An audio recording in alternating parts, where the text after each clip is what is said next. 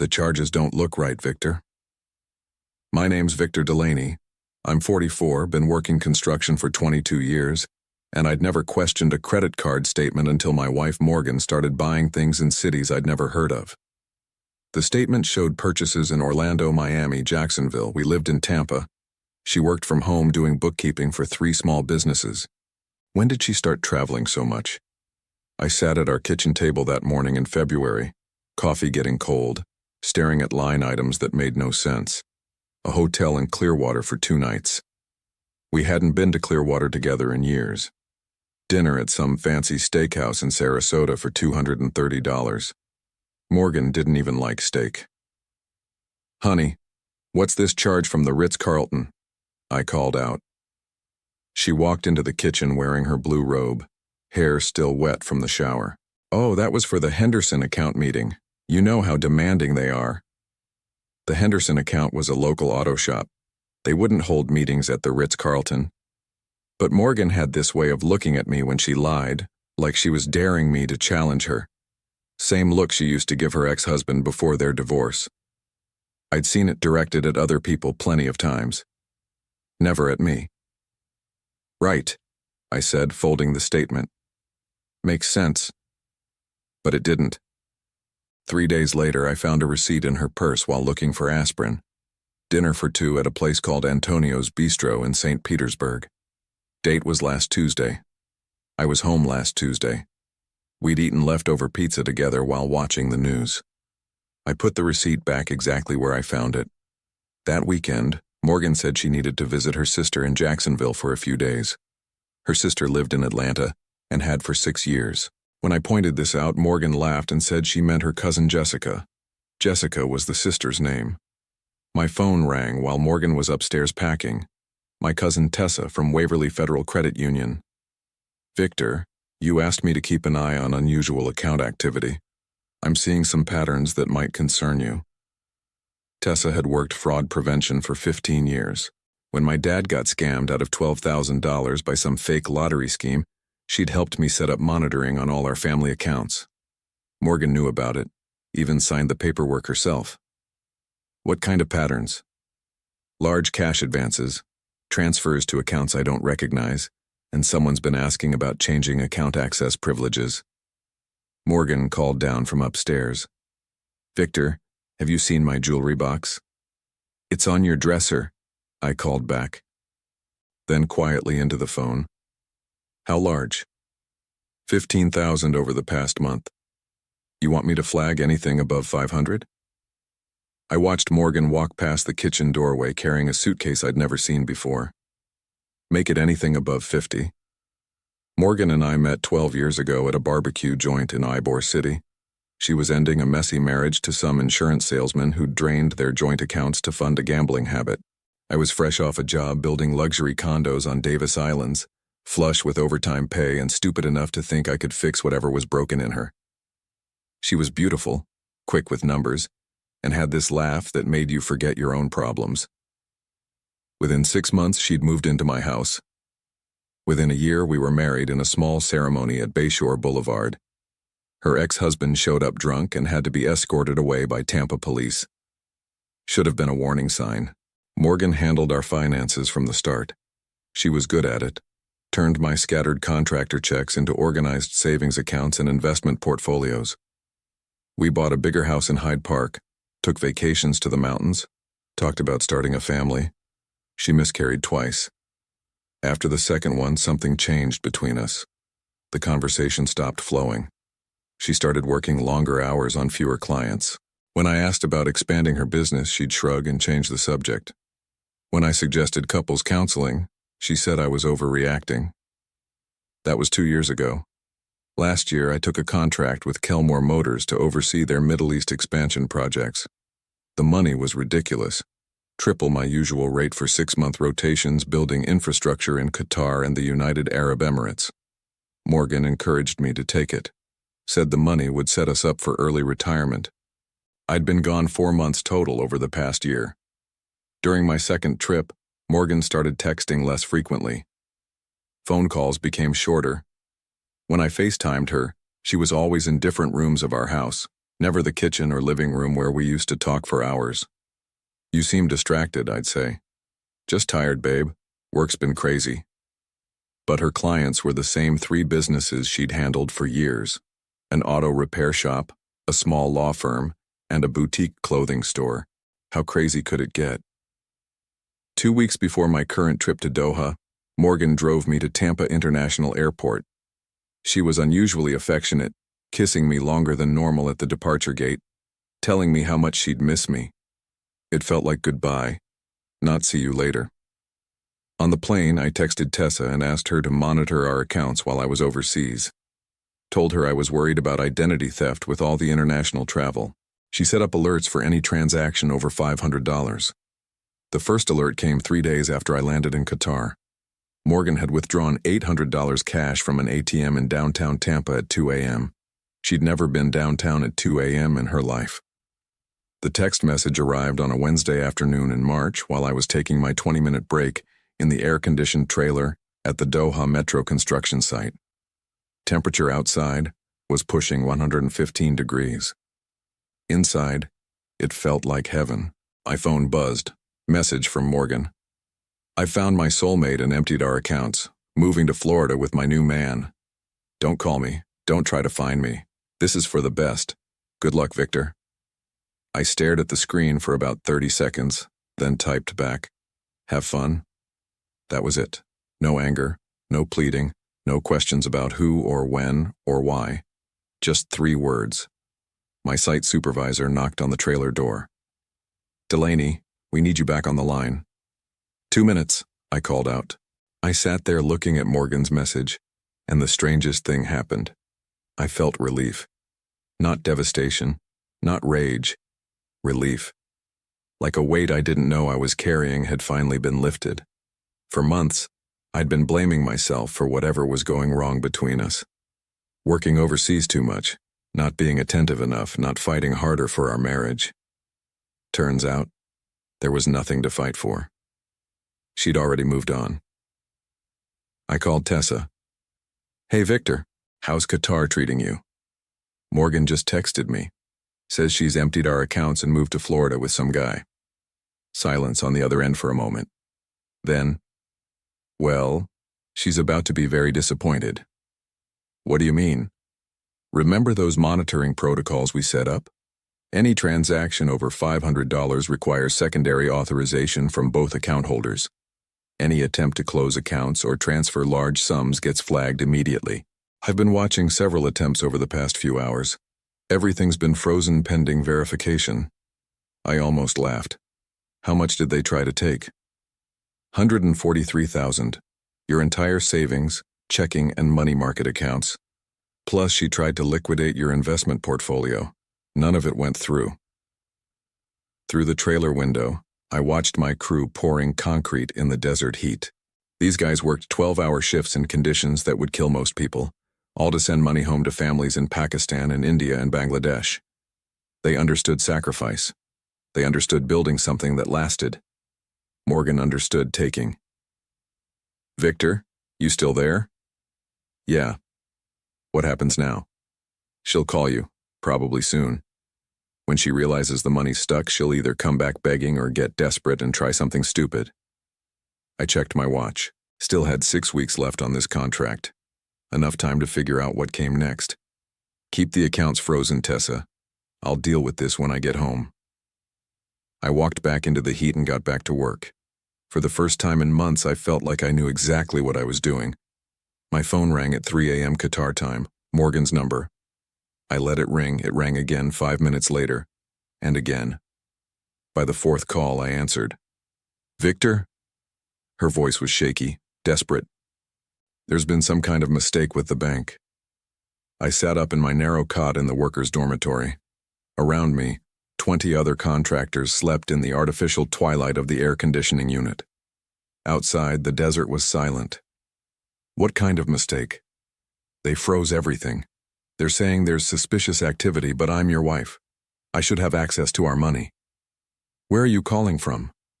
That doesn't matter. What matters is, Morgan, where are you? A pause. Then, I'm at a hotel in Fort Lauderdale. Kyle and I drove down to look at apartments, and when we went to transfer the deposit money, the bank said the accounts were locked. Kyle. So that was his name. How long have you been seeing Kyle? Victor, please. Can you call the bank and fix this? We have a lease application due tomorrow morning. I walked out of the dormitory and stood in the corridor.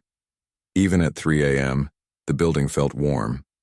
Qatar never really cooled down. How long, Morgan? 6 months, she whispered. Since before my first trip to Dubai. Yes. I did the math. She'd been cheating on me for half a year, spending our money on hotels and restaurants and trips while I worked 14-hour days in the Middle East to build our future. What does Kyle do for work? He's a life coach. He helps people discover their authentic selves. A life coach. Of course. And his authentic self wants to live off my construction money. It's not like that, Victor. We love each other. What you and I had, it wasn't real love, not like this. Put Kyle on the phone. What? You heard me.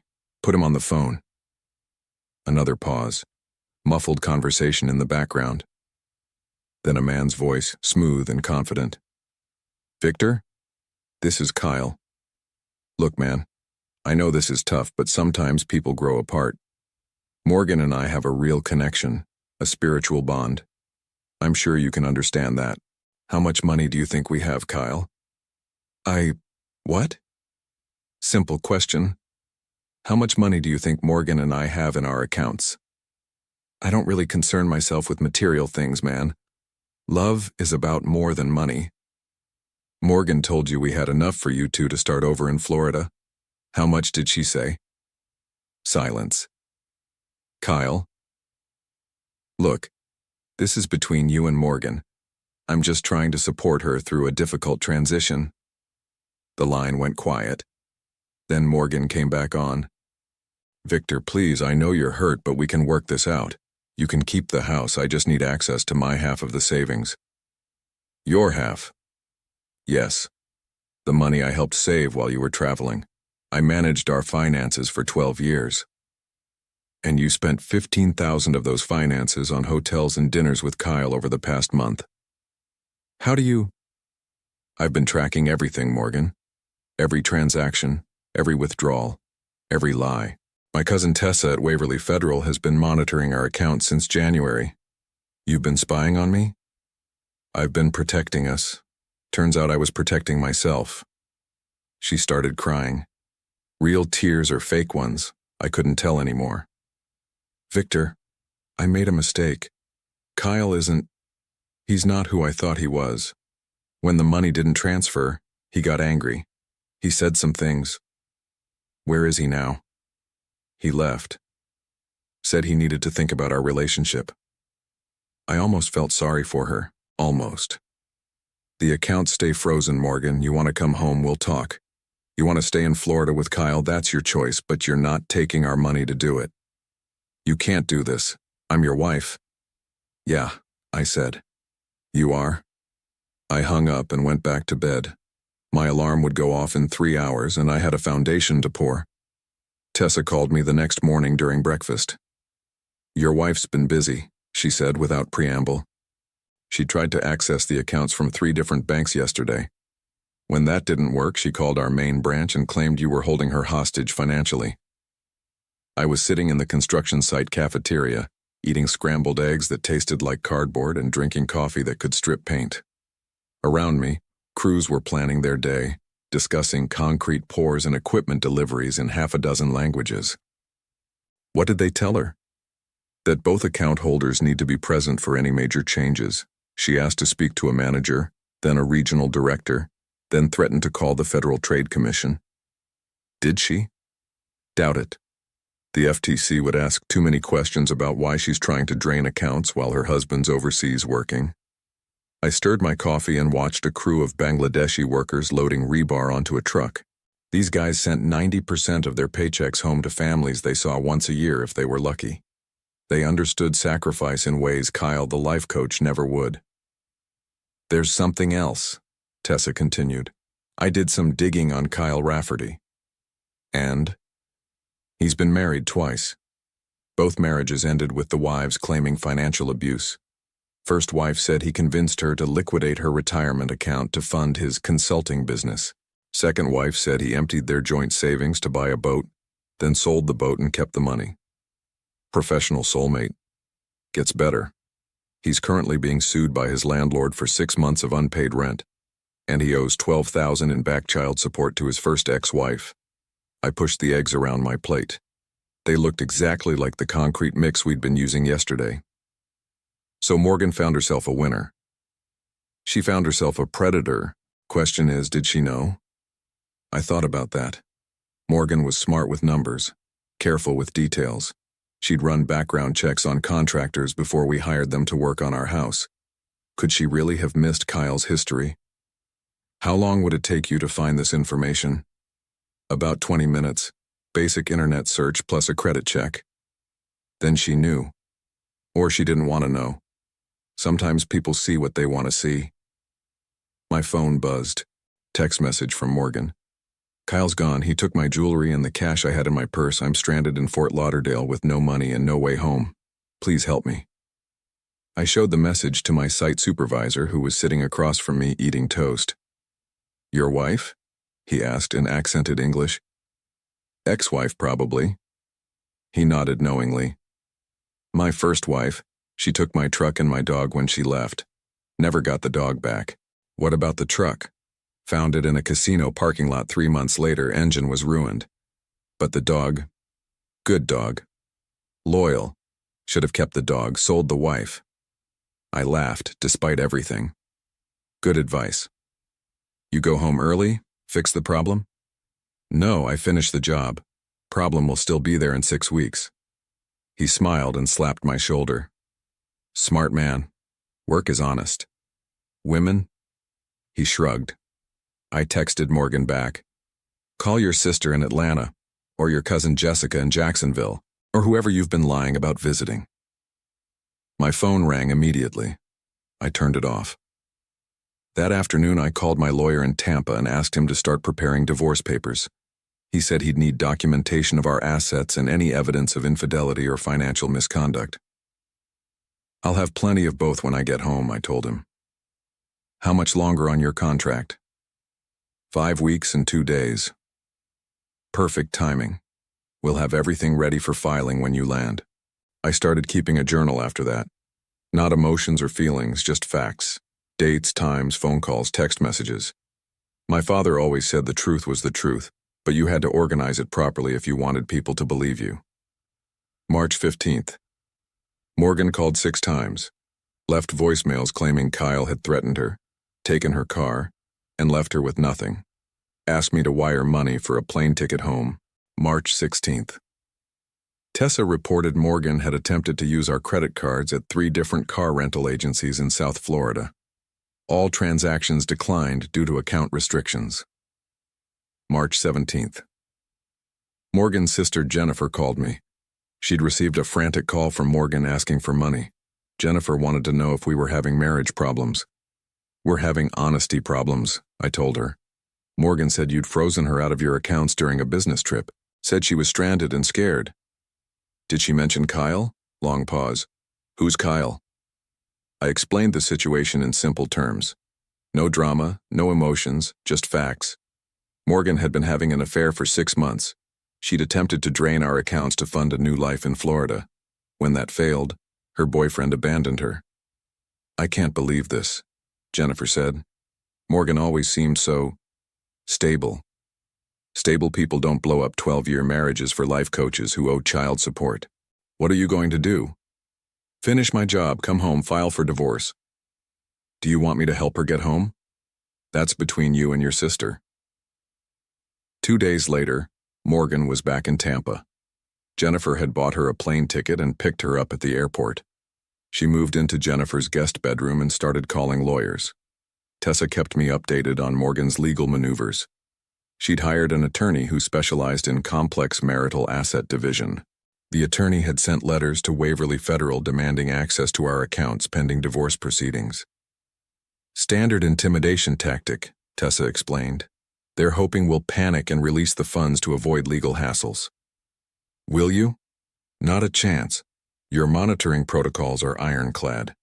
She signed the same paperwork you did. Any judge will see that both parties agreed to enhanced security measures. What's her next move? Probably claim you're hiding assets or committing financial abuse. Maybe argue that freezing the accounts was premeditated because you suspected the affair. I did suspect the affair. But you didn't freeze the accounts to punish her. You froze them to prevent unauthorized access while you were overseas. Big difference. Meanwhile, my lawyer had been busy. He'd filed a motion to preserve all marital assets pending divorce proceedings. He'd also subpoenaed Morgan's phone records and credit card statements going back 8 months. We'll be able to prove adultery and financial misconduct, he told me during one of our weekly calls. Florida's a no-fault state, but infidelity still matters when it comes to asset division. How much will this cost me? Less than letting her take half of everything you worked for. The truth was, I didn't care about the money anymore. Not really.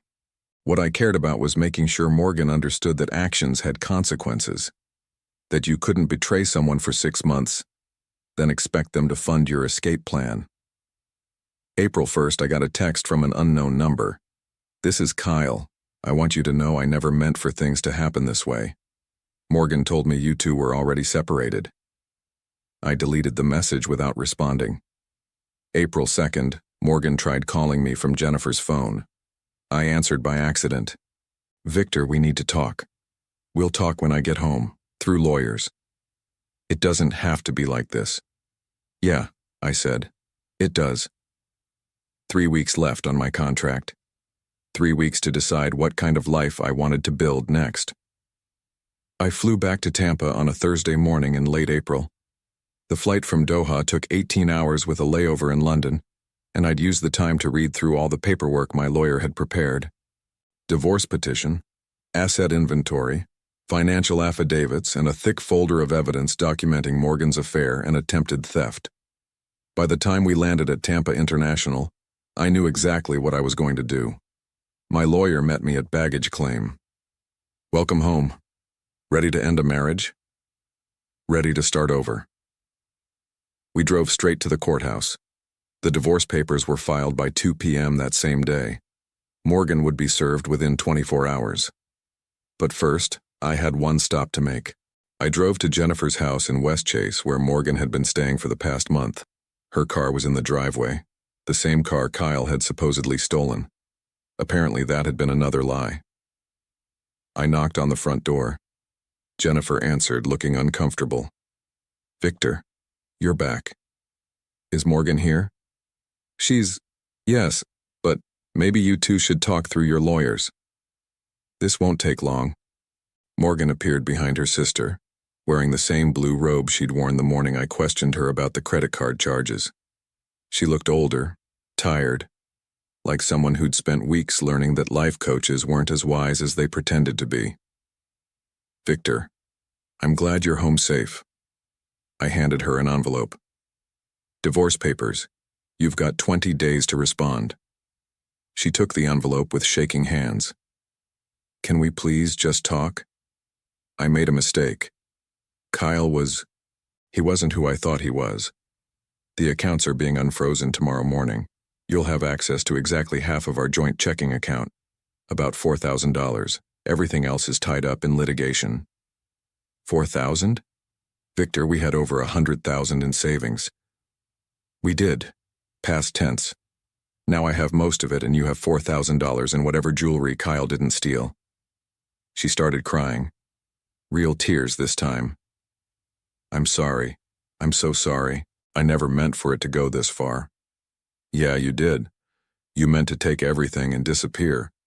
You just didn't count on me being smarter than Kyle. 6 months later, the divorce was final. Morgan got the $4,000, her car, and her personal belongings. I kept the house, the business accounts, and my retirement savings. The judge noted that adultery and attempted financial misconduct had influenced his decision on asset division. Morgan moved to Jacksonville, actually Jacksonville this time, and got a job doing bookkeeping for a medical practice. She sent me one letter afterward, saying she understood why I'd done what I did and hoping we could eventually be friends. I threw the letter away. Kyle Rafferty moved on to his next victim, a recently divorced real estate agent in Orlando. I heard through Jennifer that he was using the same spiritual connection routine. Some people never learned. I took a new contract with Gravora Group, building renewable energy facilities in Nevada. The work was cleaner than Middle East infrastructure projects, and Nevada was a lot closer to home than Qatar. I bought a smaller house in Seminole Heights, got a dog, a German Shepherd named Sultan, and started learning to cook actual meals instead of living on takeout. Tessa and I had dinner once a month to catch up. She always asked if I was dating anyone. Not yet, I'd tell her, still learning to trust my own judgment again. Your judgment was fine. You saw the signs and protected yourself. I saw the signs and ignored them for 6 months. But you didn't ignore them forever. That was true. I'd learned to trust the warning signs, to ask hard questions, to verify what people told me instead of just believing it. Construction had taught me that foundations mattered most. You could build anything on a solid foundation, but without one, everything eventually fell down. Turned out the same rules applied to everything else. Sometimes the best revenge isn't about getting even, it's about getting free.